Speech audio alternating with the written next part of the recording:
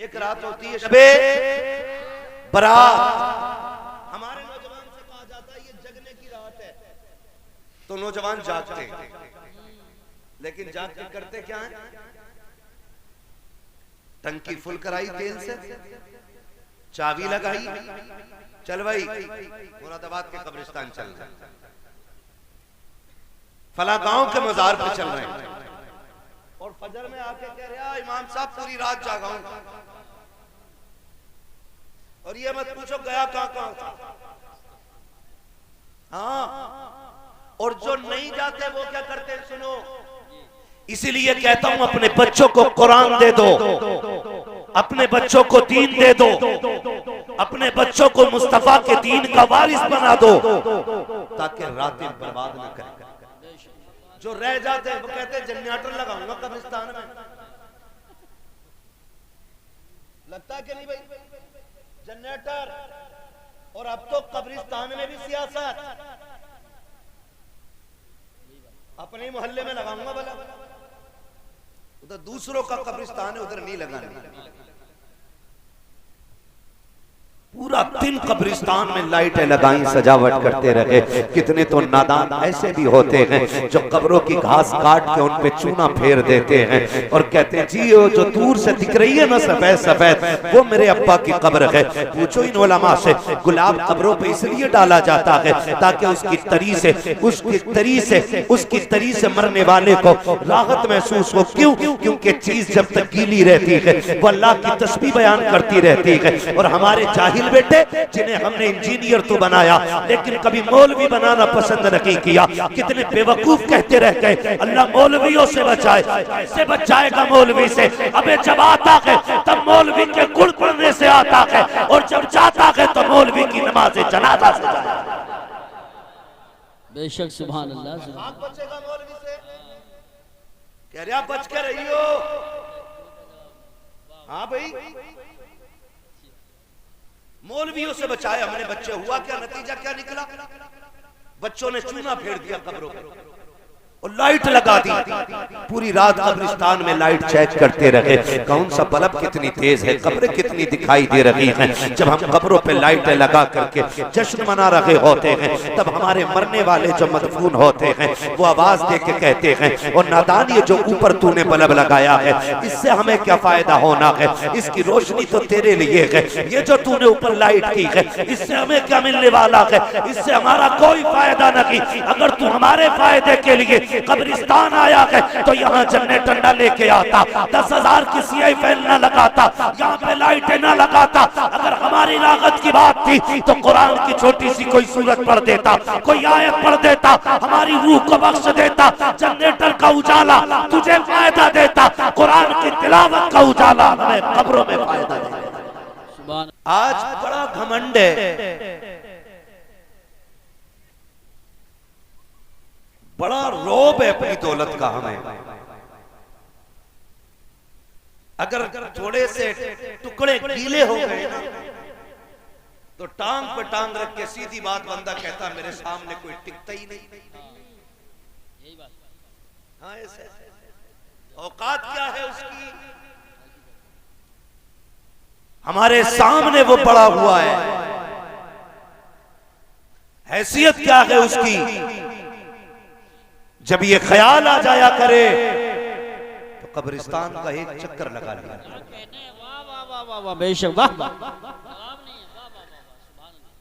कब्रिस्तान का एक चक्कर लगा लिया करो और वहां जाकर के देखो आपको कब्रें दिखाई देंगी। कितनी कब्रों पे मिट्टी तक डालने वाला कोई नहीं है।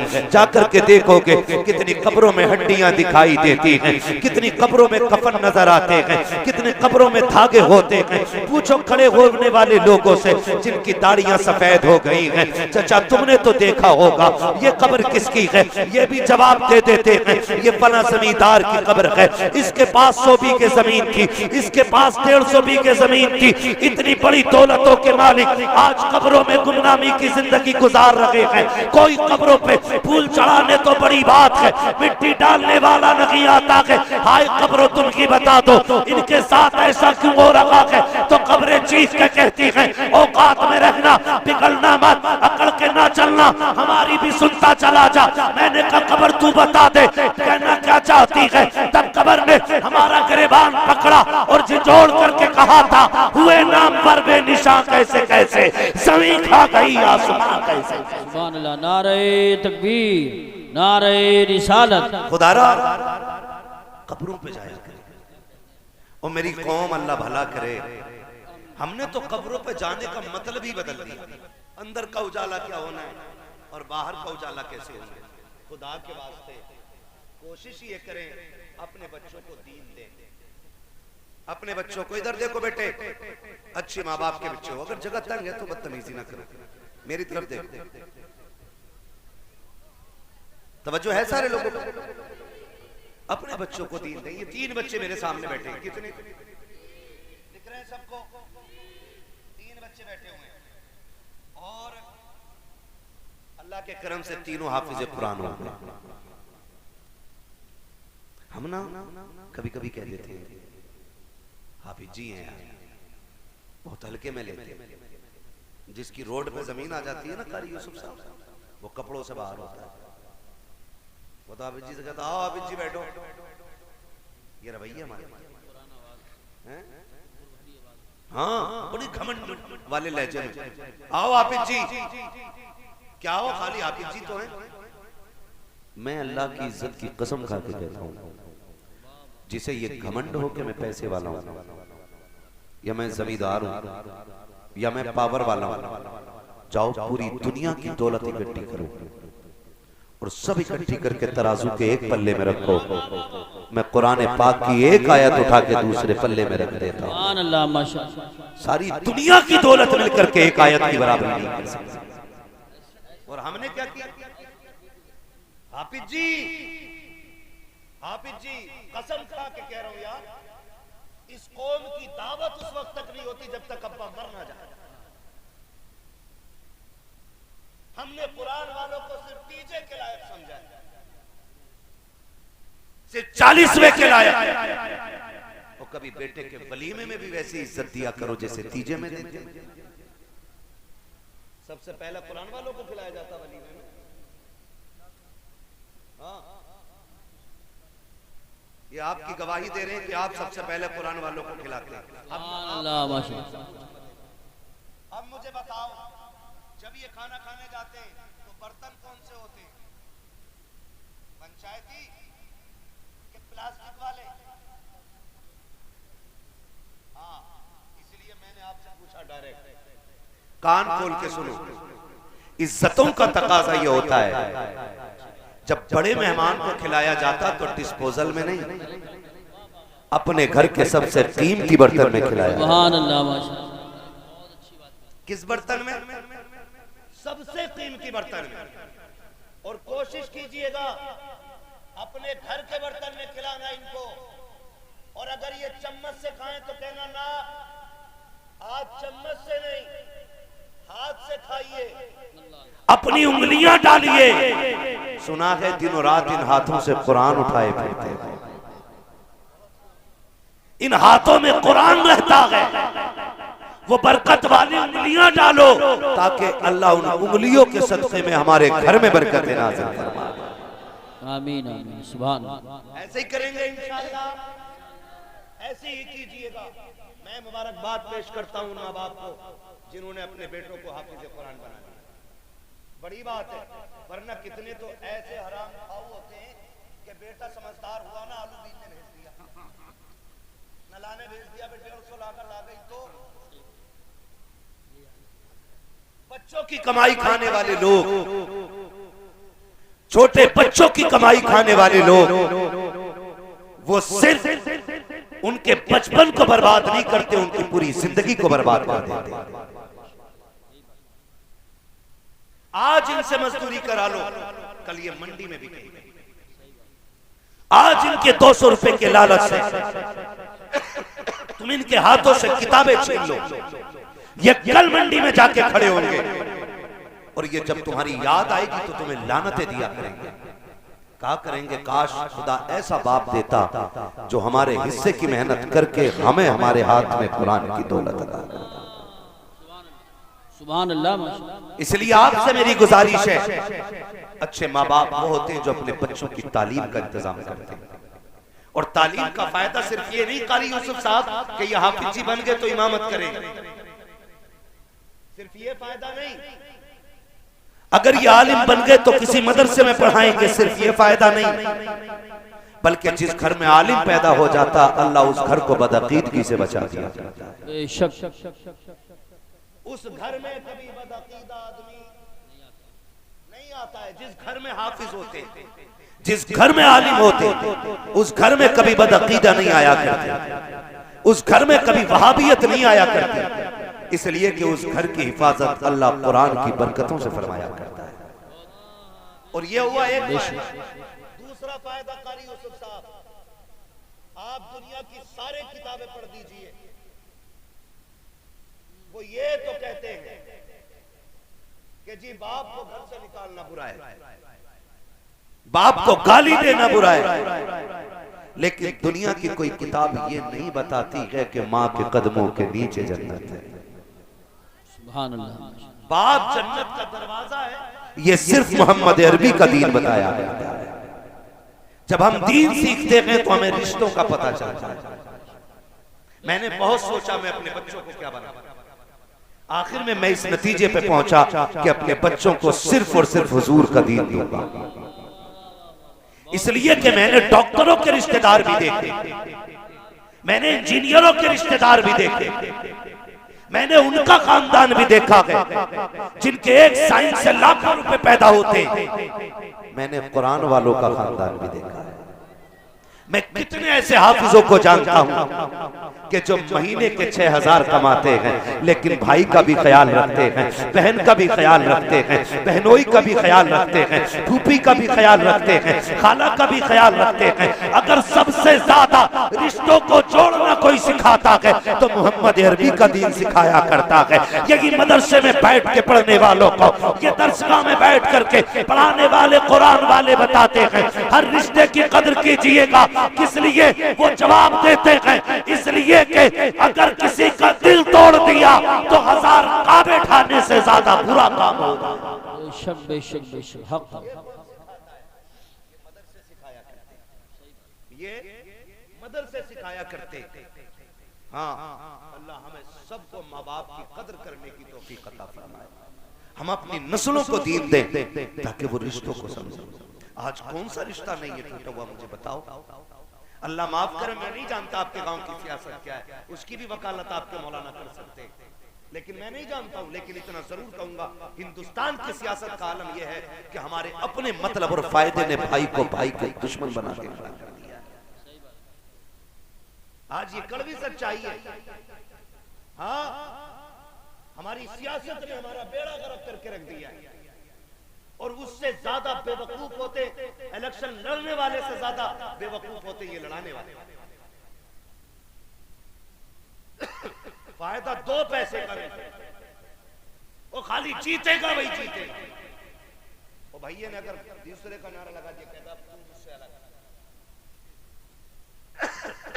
इतनी नफरत तो हम लोग वहाबियों से नहीं करते जितना वोटरों से करते हैं। दूसरी बात, ऑपरेटर साहब इसे सही कर लो भाई। मैं बार बार इसलिए मुंह हटा के बोल रहा हूं कि ये मेरे गले में दर्द कर रहा है।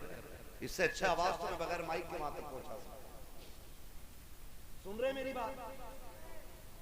मैं ये कहना चाहूंगा, चाहे आप लड़ने वाले हो या लड़ाने वाले, वोट नाम है राय का। किस चीज का? बोलो। राय। भाई किसको जिम्मेदार होना चाहिए? एक राय मैंने दे दी, इन्होंने दे दी, इसमें कोई झगड़ा। जिम्मेदारी उसके हाथ आ गई जिसके हक में राय ज्यादा थी। जिसके हक में राय ज्यादा थी उसके हक में क्या गई? जिम्मेदारी आ गई। अब झगड़ा किस बात का? कुछ लोग इतने ठलुए होते हैं जो पूरा साल ये कहते हैं देखो उसकी नाली उली भी साफ ना हो जाए, वोट में नहीं आ। और इतनी चुगलखोरी पे एक कप चाय मिल जाती है बस। ये इसकी औकात है। कितनी? एक कप चाय। एक कप चाय। ये बच्चे क्यों नहीं बोल रहे? कितनी?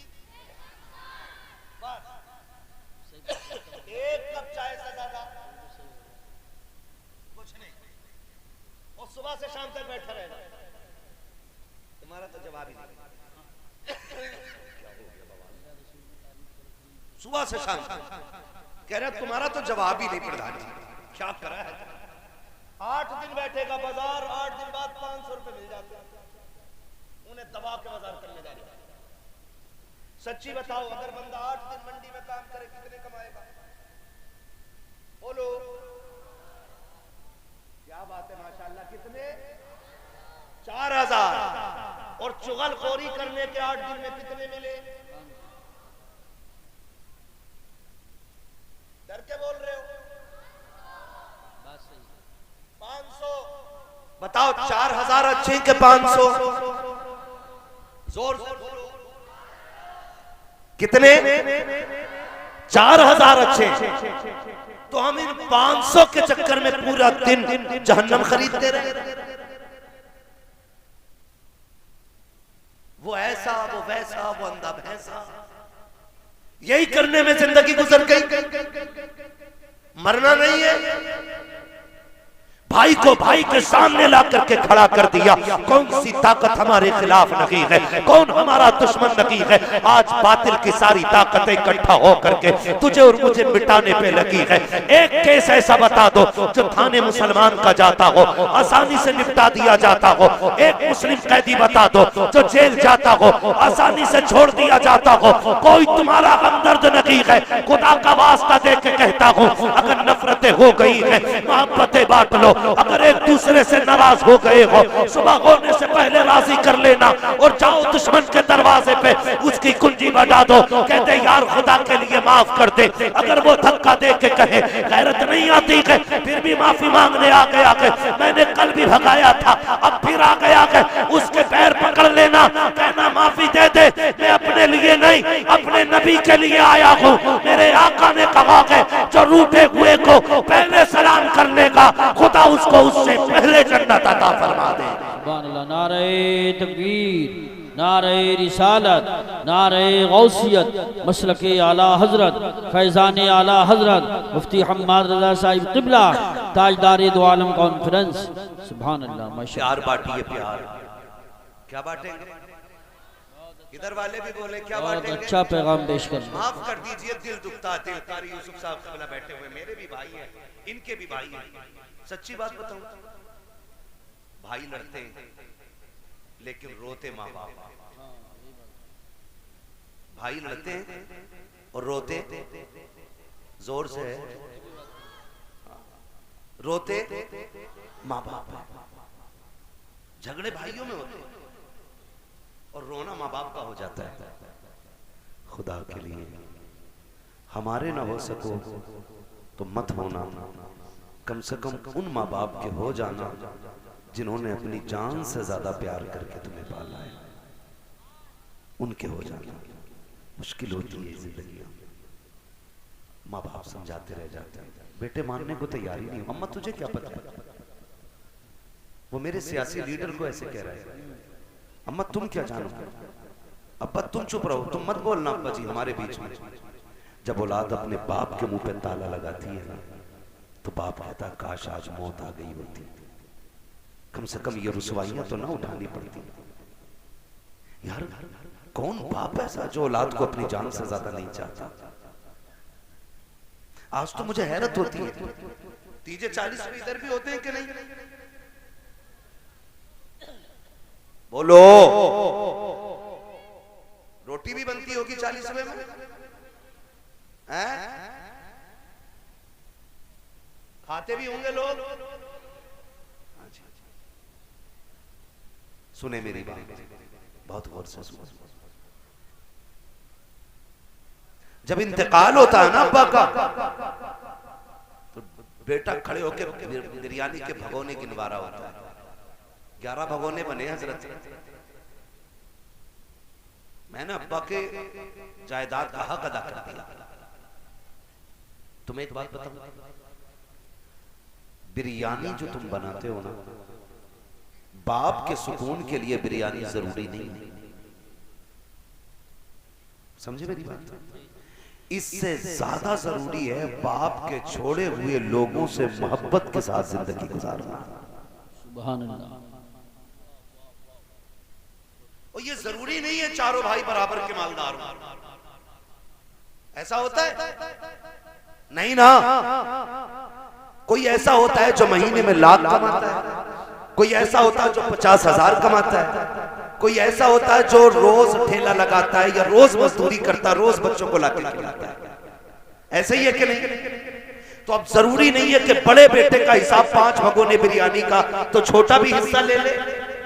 अगर छोटा हिस्सा ना ले बड़ा बना ले तो लोगों में बैठ के कहता इसकी क्या बस की बात थी, इससे तो तीजे के चनों में पैसा ना दिया गया, ये बिरयानी मेरे तरफ से है, ये खाना मेरी तरफ से है, ये पिंडाल मैंने लगवाया है। जब छोटे भाइयों को इस तरह से जलील किया जाता है, कब्र में बाप की रूह तड़प जाया करती है, मां रोने लगती है कब्र के अंदर, काश ये 40वां हमारा ना कराता, ये बिरयानी हमारी ना बनवाता, कम से कम हमारे बेटे को तो रुसवाई का चेहरा ना देखना पड़ता।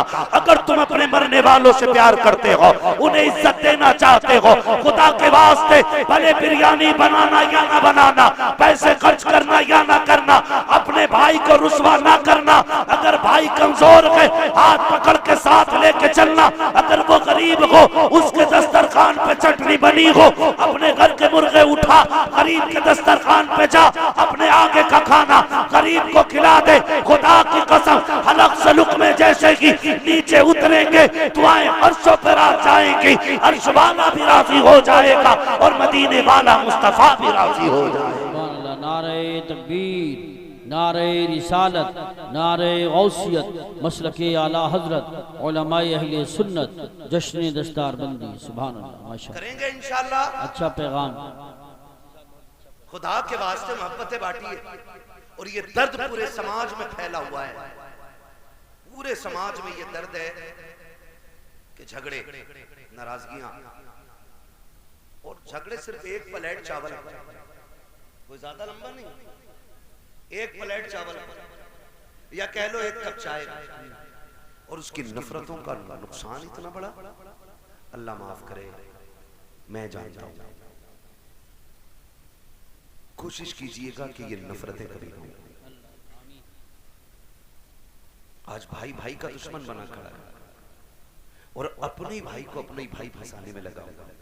हम कहां जाना चाहते हैं? आपको बड़ा बनने का शौक है तो मेहनत से बनिए। किसी की गर्दन पर पैर रख के कभी कोई बड़ा नहीं होता है। ये वक्ती तौर की बुलंदी हो सकती है अगर तुम किसी के कंधे पे खड़े हो। जिस दिन उसके कंधे से पैर हटेगा उस दिन मुंह के बल जमीन पे बंदा आता है, मुंह के बल। अपने रिश्तों की कदर करेगा। हालात यहां तक है, हमारी नफरतें इतनी बढ़ गई कि शादी ब्याह था ना तो भाई को दिखा के उसके दुश्मनों को दावत दी जाती है। भाई को दिखा के ले, रोक के दिखाइए, मैं बुलाऊंगा कारी यूसुफ को। हाँ, रोक के दिखाइए, मैं बुलाऊंगा कारी आरिफ को, देखो कैसे रोक लेगा तू। अपने भाई को जलील करने के लिए उसके दुश्मन को बुलाया जाता है। आपको पता है पूरे मोहल्ले में नौत नौत की दावत करते हो, जूतियां खिस लेते हो नेताओं की दावत करने में। आना जरूर है, प्रमुख साहब आना जरूर है, विधायक साहब आना जरूर है। हाँ, जूतियां खिस गई है और वीआईपी टेंट लगा करके खिलाता है। कहता हूटर दूर से बजा देना ताकि पता चल जाए विधायक साहब भी आए थे, मंत्री जी भी आए थे, प्रमुख साहब भी आए थे। दूर से होटल हूटर देते हुए गाड़ियां आ रही हैं, लोगों में धूमधाम मनाई जा रही है। लेकिन हाथ जोड़ के कहना चाहता हूँ, तूने दुनिया की दावत कर दी है, लेकिन तुझे पता है जब तेरे बेटे की शादी का दिन रखा हुआ था तो सुन, उसके बच्चों से ज्यादा तेरे बच्चों ने खुशियां मनाई थी। तेरे भतीजे की खुशी की तेरे बच्चों को भी बहुत ज्यादा खुशी थी। वो कहते थे अब्बा जी आपकी नाराजगी है, हम जोड़े नए जरूर पहनेंगे, आप अगर ना भी जाओगे हम भी जाएंगे। बाप कहता था तुम क्यों जाओगे? कहेगा अच्छा, नाराजगी तो भाई भाई की है, हमने उंगली पकड़ के खेलना सीखा है, हमने उंगली पकड़ के चलना सीखा है, एक दूसरे के साथ गुड़िया गुड्डों से खेले हैं। आज तुम्हारी नाराजगी को लेकर के इतने बड़े फासले हम कैसे बर्दाश्त करेंगे? खुदा की कसम खा के कहता हूँ, जब तेरी मूंछ की और नाक की लड़ाई होती है, उसमें पिस जाते हैं तेरे मेरे बेगुनाह बच्चे, बेकसूर बच्चे रोया करते हैं। क्या तुमने नहीं देखा जब सगा चचेरा भाई दूल्हा बन के निकलता है, चचा साथ पहने घर में चुप के रोया करती है, वो जानती है कि इसके दरवाजे पे कुत्ते तो आके चले गए हैं, अगर नहीं आया है तो उसका सगा भाई नहीं आया है, सगा भतीजा नहीं आया है। तुम्हें खुदा का वास्ता दे के कहता हूँ, अगले दिन बातें किया करते हो, लो जी नेताजी आए थे, मंत्री जी आए थे, अल्लाह का शुक्र अदा किया करो। अगर उसने तुम्हें भाई जैसी दौलत दी है, अगर भतीजे दिए हैं तो शुक्र के सजदे लुटाया करो। ये दौलत अगर किसी को नहीं मिलती है, खुदा की कसम उससे पूछो जिसके पास भाई की दौलत ना हो, भतीजों के रिश्ते ना हो, कितने तनखा रह जाते हैं वो दुनिया में। ईद त्योहार पे भी खुशियां नहीं मिलती है, नए कपड़े पहन तो लेते हैं, देख करके मुस्कुराने वाले नहीं मिलते हैं, खाने तो अच्छे बनते हैं, फिर बुलाए आने वाले जब रिश्तेदार नहीं होते हैं तब घर अकेले नजर आते हैं। तुम्हें खुदा का वास्ता देता हूँ, अगर तेरे घर पे खुशी आ जाए, मंत्री को बुलाना या मत बुलाना, नेता को बुलाना या मत बुलाना, पैसे वालों को बुलाना या मत बुलाना, उस भतीजे का हाथ पकड़ के लाना जो दीवार के पीछे बैठ के रो रहा हो, उस भतीजी को गोद में उठा के लाना जो पर्दे के अंदर बैठ करके अपने बाप जैसी सूरत चचा को देख करके रो रही हो, जिसे ये ख्याल सता रहा हो काश आज मैं भी चचा के घर होती, जिसे ये ख्याल रुला रहा हो क्या मेरा कोई रिश्ता नहीं है, मैं तो छोटे पापा कहती थी, आज क्या वो मुझे भूल गए हैं। जब ये रिश्ते बेटियों को रुलाया करते हैं तो मुबारक हो तुझे नेताओं की दावत, मुबारक हो तुझे मंत्रियों की दावत। क्या फायदा तेरे दरवाजे पे अगर दुनिया खा के चली गई, कोई नतीजा नहीं है। खुदा की कसम तेरे दरवाजे पे मंत्री खा के जाए कोई शान नहीं बढ़ती है, तेरे दरवाजे पे अमीर खा के जाए कोई रुतबे नहीं बढ़ते हैं। मजा तो तब है जब तेरे दरवाजे पे नेता आए या ना आए, तेरे बाप का बेटा तेरी माँ का लाल जरूर आए। सुभान अल्लाह, माशाअल्लाह। नारे तकबीर, नारे रिसालत, नारे गौसियत, मसलके आला हजरत, उलमाए अहले सुन्नत। कदर करो रिश्तों की यार, कहाँ खो गए हम लोग। नहीं जाऊंगा बुलाने, अगर कोई कह भी देना भाई को बुला लो, कह रहा मैं कोई इतना गिरा हुआ हूं। लोग कहते हैं बड़ा है यार तेरा, एक बार राजी कर ले। कहता बड़ा हुआ तो क्या हुआ, बड़ा हुआ तो क्या हुआ, मैं उससे कम थोड़ी हूं। सुन छोटे, जब तू छोटा था ना और ये बड़ा था, इसकी उम्र 6 साल थी और तेरी 8 साल थी, तो तुझे दरवाजे में अगर कोई 15 साल का लड़का मार देता था ना, तो ये तेरा 8 साल का भाई तेरे लिए 15 साल के जवान का गिरबान पकड़ के लटक के कहता था होता कौन है तू मेरे भाई पे हाथ उठाने वाला। तेरी हिम्मत कैसे हुई, मेरा भाई अकेला नहीं है, भी उसका बड़ा भाई है। और आज तू कहता है कि है क्या वो मेरे साथ, आज तू पूछ रहा है। खुदा की कसम उनसे पूछो जिन्होंने भाइयों की जनाजे उठा लिए। चाय पी के भाई कहने वाले 1000 मिल जाएंगे, नाश्ते के लिए भाई कहने वाले 1000 मिल जाएंगे, लेकिन तेरे सीने की गोली अपने सीने पे लेने वाला सगे भाई के अलावा कोई भाई नहीं हो सकता। तुमने उनसे मुंह मोड़ लिया, आज कह रहा तू है कौन। और शर्म कर यार, गैरत कर।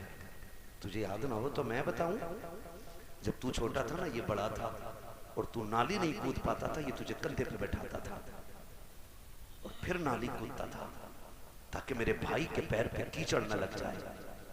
क्या ये दिन इसलिए देखे थे कि जब तू बड़ा हो जाए तो इसी के कान पे तमंचा रख के इसे इसकी औकात याद दिलाए। खुदा के वास्ते इन रिश्तों की कदर करो यार। आज हो क्या गया है, हम जब एक आंगन में रहते थे ना और एक माँ के साथ रहते थे, एक बाप का साया होता था, हमारे घर में फैसला करने वाला सिर्फ बाप होता था और हमें प्यार करने वाली बस हमारी माँ होती थी ना, तो खुदा की कसम हम एक दूसरे के लिए जान लेते थे। आज क्या हो गया, आज क्या हो गया, आज छोटा बड़े को गाली दे रहा है, कह रहा औकात याद दिला दूंगा 2 मिनट में। और शर्म कर, बस्ते तो दोनों डाल के जाते थे ना कंधे पे, स्कूल दोनों का था ना, लेकिन जब पता चला बड़े भाई को कि फीस भरने के लिए बाप के पास पैसा नहीं, उसने अपना बस्ता फेंक के तेरे हिस्से की मजदूरी करके तेरी जेब पे कलम लगवा दिया, और आज उस कलम की ताकत उसी को दिखा रहा है। कितने ऐसे जलील भाई भी होते, अल्लाह ने दौलत दे दी है ना, तो गरीब भाई को भाई कहने तैयार नहीं होते। खेरा पड़ोसी है हमारा, क्यों? क्योंकि उसके कपड़े फटे, उसके पैर का जूते 18,000 का नहीं है, इसलिए सुन, उसकी रगों में भी वही खून है जो तेरी रगों में है, वो भी उसी बाप का बेटा है जिसका तू है। फर्क इतना है, उसने अपनी कामयाबी तेरे कदमों पे निछावर कर दी ताकि तू कामयाब बन सके।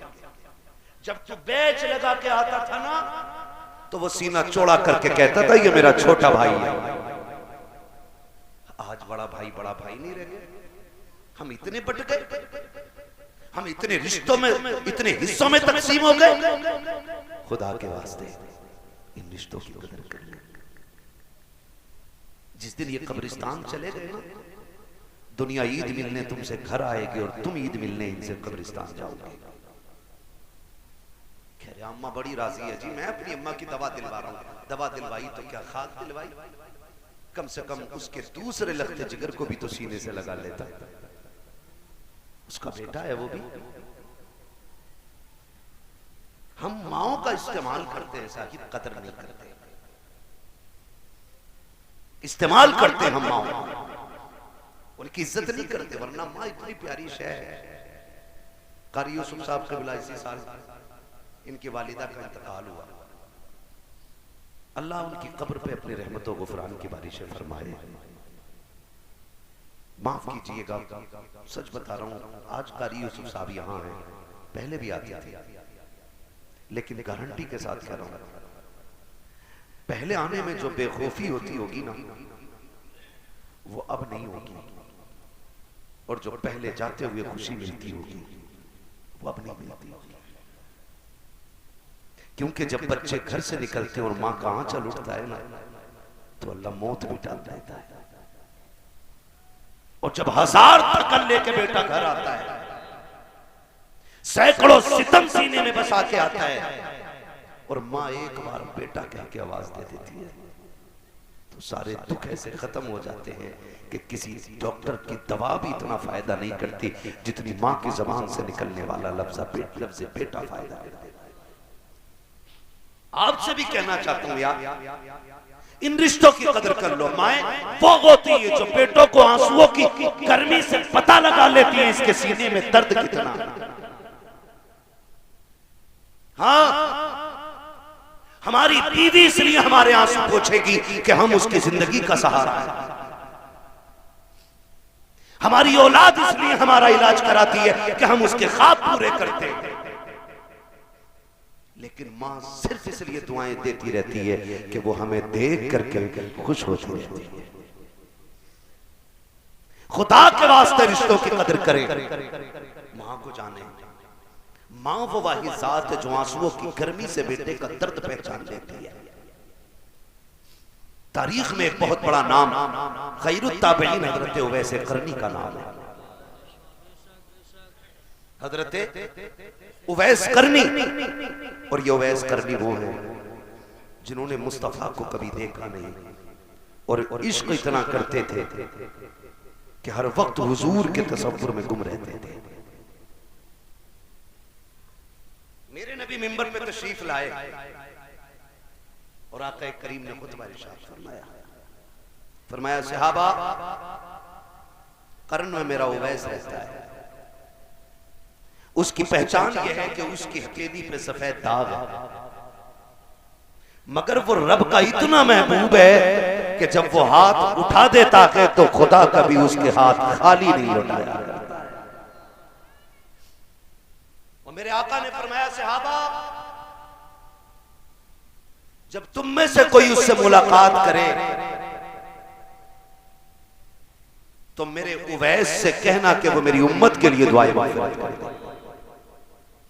अल्लाह सहाबा अर्ज करते हैं, या रसूल अल्लाह, इतना नेक बंदा, उससे दुआओं की गुजारिश?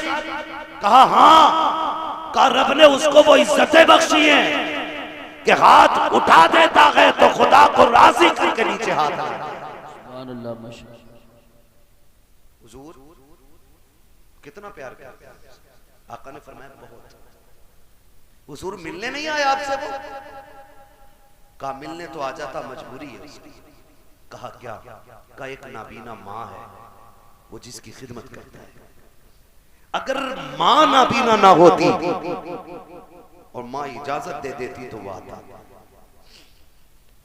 कितना इश्क करते। जब कोई मदीने शरीफ से आता और कर्न के रास्ते से गुजरता, आप कहते कहां से आ रहे हो? कहा मदीने शरीफ से। फरमाते ठहर जा, मैं तेरे कदम चूम लूं। तेरे कदमों ने वो जमीन चूमी है जिस जमीन पे मेरा महबूब रहता है।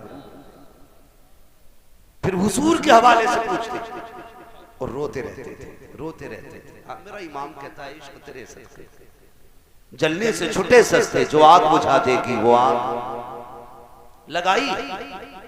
बड़ा इश्क करते। एक दिन माँ के पैर दबा रहे, मैंने कहा था माँ बेटे की आंसू की गर्मी से पहचान लेती उसके सीने का दर्द कितना है।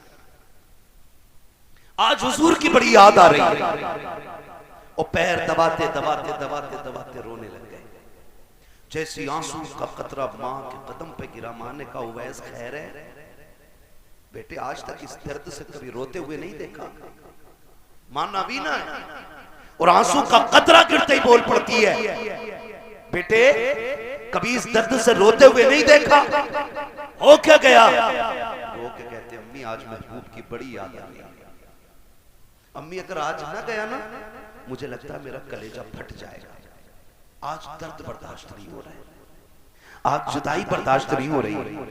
माँ तो माँ होती है ना। माँ ने कहा जा ठीक है, एक काम कर, सुबह मेरा शाम तक का इंतजाम कर जाना और सुबह के काफिले से मदीने निकल जाना, लेकिन सूरज छुपने से पहले आ जाना, क्योंकि अगर तुझे आने में देर लग गई मेरा काम खराब होगा। सूरज छुपने से पहले आ जाना। उवैस करनी ने सारी तैयारियां मुकम्मल की और करके उस काफिले के साथ हो लिए जो कर्न से मदीने जा रहा था। जैसे उस काफिले के साथ निकले हैं, काफिला चलते चलते थक के बैठ जाता है। हजरत उवैस करनी के पास वक्त कम था, आप बैठे नहीं दौड़े लगा देते हैं। दौड़ते दौड़ते वो वक्त आ गया कि आपके पैरों में छाले पड़ गए, टूटे छाले, और आपने फूटे छालों को देख के कहा था शुक्र मेरे परवरदिगार, कम से कम मेरे पैर के पानी से इस रेत की प्यास तो बुझ गई है। रोते रोते हुजूर के शहर में दाखिल हो जाते हैं। जब मदीने शरीफ में दाखिल हुए हैं, बच्चों को खेलते देखा, उठा के सीने से लगा के कहते हैं कितने नसीब वाले हो तुम उस शहर में सांस लेते हो जिसमें मेरा यार रहता है, तुम उस शहर में रहते हो जिसमें मेरा महबूब रहता है। ये कह के मिट्टी उठाते, चूमते, बालों पे डालते और बच्चों को सीने से लगा के कहते मेरा यार कहाँ है? किसी ने कहा वहां मस्जिद नबी चले जाओ, वहां मुस्तफा मिल जाएंगे। मस्जिद नबी में गए हैं, जाकर के देखा मेहराब व मिंबर खाली है। फिर पूछा कहाँ मिलेंगे? किसी ने कहा हुजरे आयशा में होंगे। उम्मुल मोमिनीन आयशा सिद्दीका से इजाजत ली है। कहा क्या बात सरकार है कि नहीं? अंदर से आवाज आई अभी अभी सरकार कहीं चले गए हैं। अल्लाह अकबर इतना सुनना था। आप कहते उम्मुल मोमिनीन पर्दा फरमा लीजिए, तब तो मैं उस जगह को देखना चाहता हूँ जिस जमीन पे मेरा महबूब बैठा करता है। उम्मुल मोमिनीन आयशा सिद्दीका फरमाती है अजीब हाल था दीवाने का। जब वो आया था मैंने पर्दे की आड़ से महसूस हुआ कि कभी हुजूर के बिस्तर को चूम रहा था, कभी मेहराब पे लिपट के रोता था, कभी मिंबर से लिपट के रोता था, कभी सरकार की चटाई को देख के रोता था। इस बेकरारी को देखा और जाते जाते कहने लगा सैयदा महबूब आ जाए तो सलाम कह देना। अंदर से आवाज आई अगर इतना इश्क करते हो तो ठहर करके इंतजार क्यों नहीं कर लेते हो? उवैस करनी ने कहा था माई मेरे आके मजबूरी है, अगर मजबूरी ना होती शाम तक तो क्या है मैं पूरी जिंदगी उनकी राहों में बैठ के इंतजार कर लेता। ये कहते हुए रोते हुए उवैस करनी निकल जाते हैं। कहा महबूब आए तो मेरा सलाम कह देना।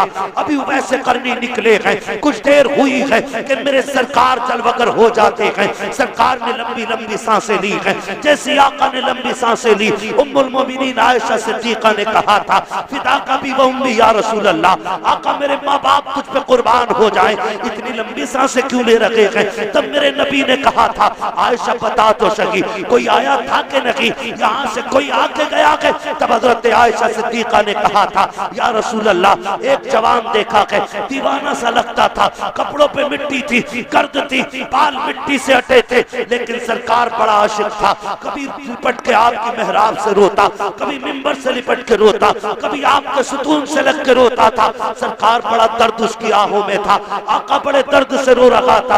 आका जाते जाते सलाम कह के गया है, मेरे नबी की चश्माने नबुव्वत में आंसू आ गए। हजरत आयशा सिद्दीका सरकार को देख रही है, आका की आंख में आंसू है। सरकार सहाबा के बीच तशरीफ लाए, कहते हैं आका को रोते हुए सहाबा ने देखा। सरकार रोए किस लिए हो, आका बताओ तो सही। कहते हैं सहाबा, यहाँ की खुशबू बता रही है कि मेरा उवैस आकर के गया है, अभी मेरा उवैस आया था, वो अभी अभी चला गया है। उमर जल्दी कर तलाश करके ला, जल्दी से जाओ। हजरत उमर दौड़े हैं, लेकिन हजरत उवैस करनी जा चुके थे। अब इधर हजरत उवैस करनी घर आए हैं, दरवाजे पे दस्तक हुई है, कोई आवाज नहीं निकली है। सीने पे एक दर्द है, एहसास है, जुदाई का गम है। फिर ऐसा लग रहा था जैसे मौत ने आकर के हजरत उवैस करनी पर कब्जा जमा लिया हो। वो चलते तो थे लेकिन जिंदा नजर नहीं आते थे।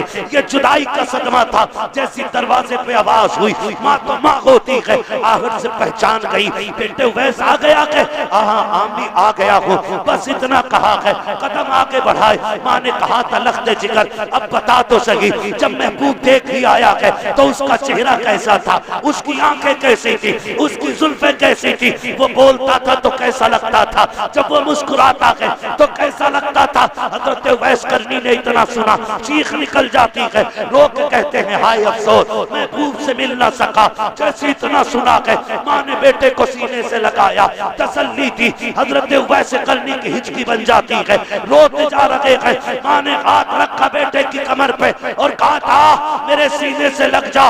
माँ ने आंचल उठाए और दुआ दी, या अल्लाह, मेरा उवैस मेरी मोहब्बत में यार का दीदार छोड़ आया है, इसको इज्जतें भी देनी है, इसको सिला भी देना है। और फिर बेटे को सीने से लगाया और कहा उवैस, आंसू पोंछ ले, सारा जमाना मदीने वाले की बातें करेगा, मदीने वाला मेरे उवैस तेरी बातें करता रहा। सुभान अल्लाह। नारे तकबीर, नारे रिसालत, नारे गौसियत, मसलके आला हजरत, फैज़ान आला हजरत, फैज़ान उवैस करनी, फैज़ान सहाबाए किराम। सुभान के वास्ते इन रिश्तों की कदर करना। ये जिसके साथ होते हैं सारी दौलत उसके साथ रहती है। हाँ, जिधर माँ बाप हो जाते खुदाई उधर ही हो जाती है। ये याद रखिएगा, माँ बाप की इज्जत करें, माँ बाप की कदर करें, इनकी खिदमत कर लें। ये चले गए तो फिर नहीं मिलेंगे।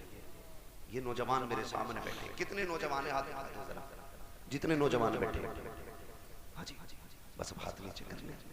मैं एक बात कहूँ आपसे, बुरा तो नहीं माने, हम ना आजकल 12-12 बजे तक बाहर बैठते, 1-1 बजे तक घर से बाहर रहते, और यारों के साथ गेम खेलते रहते हैं, कुछ भी करते रहते हैं। फिर रात को आते हैं हम घर में और फिर दरवाजा बजाते हैं। माँ अगर दरवाजा खोलने में देर कर देना तो हम उस पर चढ़ जाते। बैरी हो गई थी,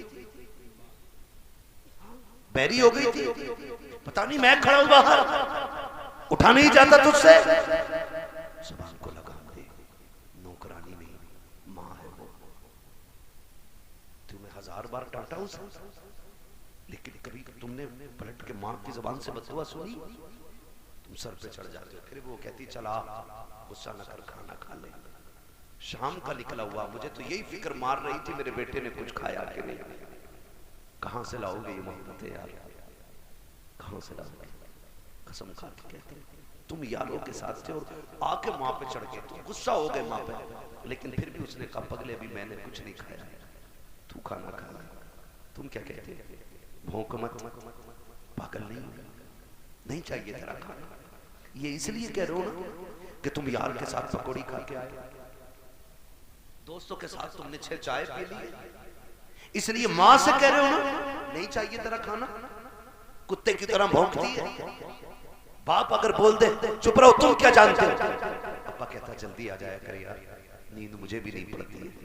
तो कहता मैं कोई पागल हूं, मुझे अच्छे बुरे का नहीं पता? ये कह के बाप को चुप कर देते। देखो हाथ जोड़ के कहता हूं, खुदा का वास्ता, माँ बाप है ना, तू जैसा ये कहीं वैसे मान जाएगा। आज अगर रात को ये तुम्हें डांटे ना तो पलट के जवाब मत देना, वरना जिस दिन ये सफेद कफन में लिपट के चले गए, 3 बजे आना, 4 बजे आना, 5 बजे आना, कोई तुमसे पूछने वाला नहीं होगा, किसी को तेरा इंतजार नहीं होगा। आज कहता है ना कुत्ते की तरह भौंकती है, कसम खा के कहता हूं, एक दिन इसे सफेद कफन में लिपटने दे, जाने दे इसे कब्र तक। जब तू 3 बजे भी आएगा दस्तरखान पे, किसी को तेरा इंतजार नहीं होगा, किसी को फिक्र नहीं होगी तूने खाया कि नहीं खाया।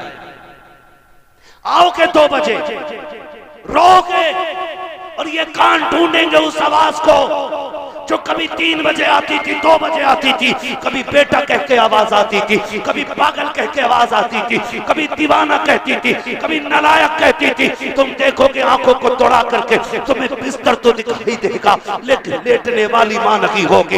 एक कोने में पड़ा हुआ तुम्हें चश्मा तो दिखाई देगा लेकिन लगाने वाली मां नहीं होगी। किसी कोने से लगी हुई तुम्हें लाठी भी दिखाई देगी लेकिन पकड़ने वाले माँ बाप नहीं होंगे। तब तुम रोगे और अपनी तकदीर को पीटोगे और कहोगे हाय क्या खो दिया है, काश आज माँ होती। फिर उठाना सारी दौलत को, लेना सारे यारों को और फिरना दुनिया की मंडी मंडी, भीख मांगना बाप के चेहरे की। खुदा की कसम सारी दौलत लेकर भी कोई तुम्हें माँ बाप नहीं देगा, इसलिए कि दौलत मेहनत से मिल जाती है, माँ बाप खुदा की रहमत से मिला करता है। सुभान अल्लाह, माशाअल्लाह, माशाअल्लाह। इसलिए कि जवान से कहना चाहूंगा, अल्लाह ने माँ बाप दिए, कदर कर लो, इनकी इज्जत कर लो।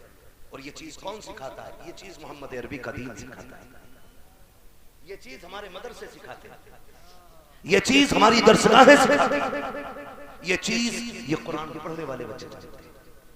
इंजीनियर को नहीं पता होगा रिश्ते कैसे निभाए जाते हैं, ये 12 साल के मोहम्मद अरबी के दीन को हासिल करने वाले बच्चे जानते हैं कि बाप की इज्जत क्या होती है, माँ का एहतराम क्या होता है। इसलिए खुदा के वास्ते कोशिश करेंगे इंशाअल्लाह अपने बच्चों को कुरान पढ़ाएंगे इंशाअल्लाह। मैं यकीन जाने हनीफ भाई ने, मौलाना हनीफ साहब ने मुझे जब से बताया ना कि इस बस्ती के लोग इतने अच्छे हैं कि फुल फैसिलिटी मदरसे में बच्चों को देते हैं। गर्मी में ठंडा पानी, सर्दी में गर्म पानी, लेटने के लिए अच्छी जगहें, अच्छे बिस्तर। मेरे दिल से दुआएं निकल रही थी, काश हर इलाके के लोगों का ऐसे ही कुरान वालों से प्यार हो जाए। सुभान। और वो लोग जो कुरान वालों को अपने घर पे खाना खिलाते हैं, सुभान अल्लाह, वो लोग मुकद्दर के धनी हैं। अच्छा, बड़े अच्छे लोग होते हैं जो घरों पे खाना खिलाते हैं। ऐसा भी होता है, ऐसा भी होता है कि जैसे बाजार होके आया, घर में चीज आई, माँ बांटने लगी, तो कितने अच्छे ऐसे लोग भी होते हैं कि पहला हिस्सा मदरसे के पढ़ने वाले बच्चे का निकाल के रखते हैं ना।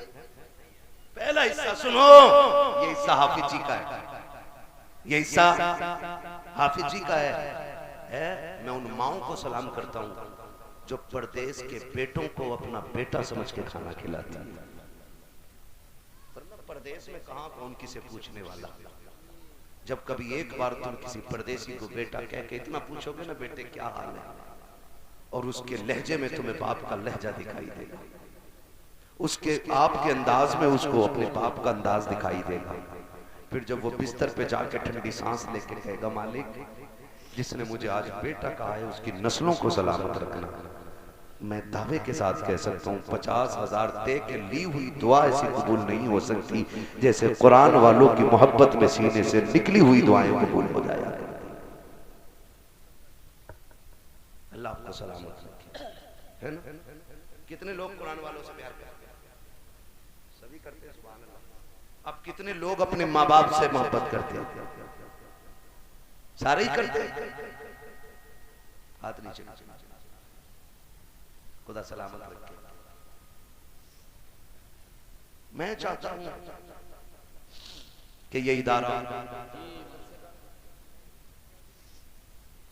फैजुल उलूम, जामिया इस्लामिया फैजुल उलूम, इसमें जो कुरान वाले पढ़ रहे हैं इनकी और बेहतर इंतजाम के लिए, इनके असातिज़ा की तनख्वाह के लिए और अपने इदारे की जरूरतों के लिए कितने लोग ये चाहते हैं कि ताउन होना चाहिए, कितने लोग चाहते हैं सलामत रहे माशाअल्लाह, ठीक है ना। अब मैंने इतनी देर गुफ्तगू की आपसे, है कोई जो अपने माँ बाप के नाम पे सबसे पहले उठ के सबसे बड़ी बोली इस इदारे के इमदाद के लिए लगे? क्या बात है सद्दाम भाई, माशाअल्लाह। हमारे भाई सद्दाम साहब ने पंजतन पाक की निस्बत से 5000 का ऐलान कराया है। बोलो सुभान अल्लाह यार, माशाअल्लाह। सद्दाम भाई ने 5 की बोली लगाई, हमारे आलिम भाई दानी जानी बैठे हुए, इन्होंने गरीब नवाज की छठी की निस्बत से 6000 का ऐलान कराया इस बार, है ना भाई? हाँ, हमारे बोली बढ़ती जाएंगे। 6000 रुपए है, कितने? 6000 रुपए। पंजतन पाक की निस्बत से 5 भी आ गए, छठी की निस्बत से कितने आ गए? 6। अब कोई 11वीं वाला नहीं है क्या यहाँ पे? जी है कोई सेठ ऐसा जो 11वीं शरीफ की निस्बत से 11000? क्या बात है। हमारे दिलशाद भाई ने 5000 रुपए मदरसे के लिए और 500 रुपए दोनों उस्ताजों के लिए, माशाअल्लाह। मैं 11000 वाला देखना चाह रहा था, है कोई भाई जो 11वीं की निस्बत पे 11000 का ऐलान करे? लोग बहुत अच्छे हैं, सोच रहे हैं देखूं कोई मुझसे पहले उठेगा कि नहीं, है भाई? अभी 11वीं बाकी है, 12वीं बाकी है, माशाअल्लाह। कल्बे हसन भाई 5000 रुपए और 500 रुपए दोनों इमामों के, सुभान अल्लाह, उस्ताजों के लिए। बहुत अच्छे आदमी, मेरा इनसे थोड़ा रिश्ता है मजाक का, इसलिए मैं कह देता हूँ, आप ना कहिएगा मेरे बात। है भाई कोई 11000 वाला बहादुर 11वीं शरीफ की निस्बत से जो खड़े होके कहे?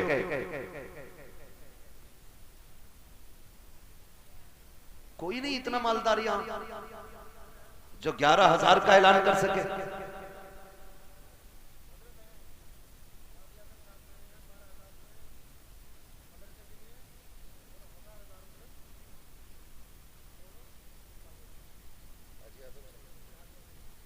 अब तक कोई नारा इधर से नहीं लगा, कोई नीचे से नारा लगाए फिर मैं ये ऐलान करूंगा जो करने वाला हूं। है कोई? जवाब दे दो भाई, बावले गांव में ऊंट थोड़ी आया नारा लग रहा है।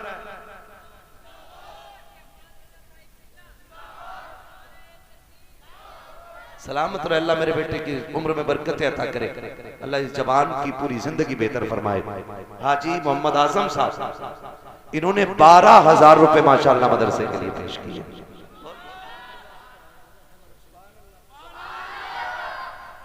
12000 रुपए मदरसे के लिए हाजी मोहम्मद आजम साहब की जानिब से और 1000 रुपए दोनों असातिज़ा के लिए माशाअल्लाह पेश किए।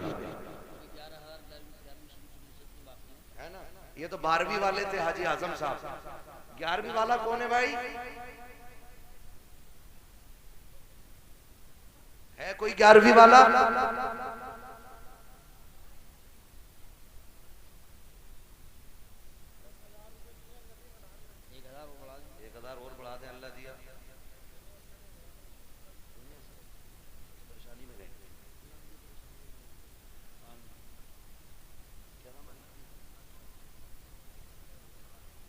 अल्लाह दिया प्रधान। वाकई ऐसे लोग प्रधान होते हैं, असल प्रधान यही होते हैं कि जिनकी प्रधानी कब्र में भी बाकी है।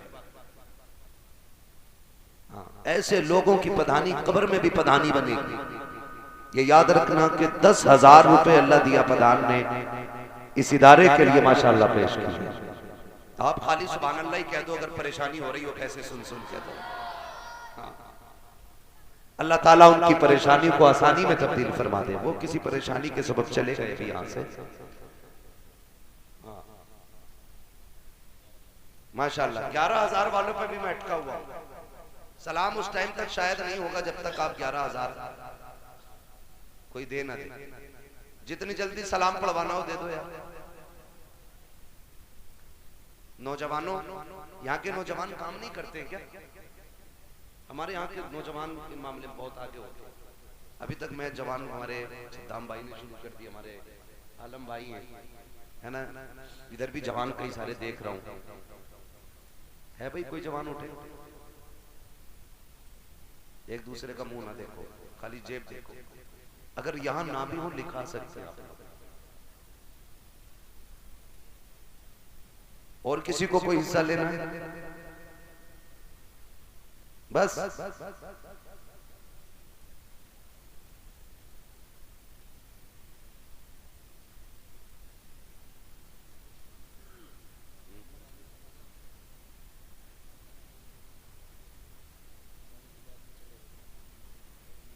सोचो, फैसला करो भाई। डॉक्टर शादाब साहब माशाल्लाह इन्होंने 3,000 रुपए पेश किए। अल्लाह इनको बरकत देता है। हाँ, मैं भी 11,000 पे रुका हुआ हूँ। 12,000 आगे, सिर्फ 11 नहीं आए। माशाल्लाह भाई मोहम्मद आकिल साहब इन्होंने 5,000 रुपए इदारे के लिए पेश किए। अल्लाह ताला कबूल फरमाए।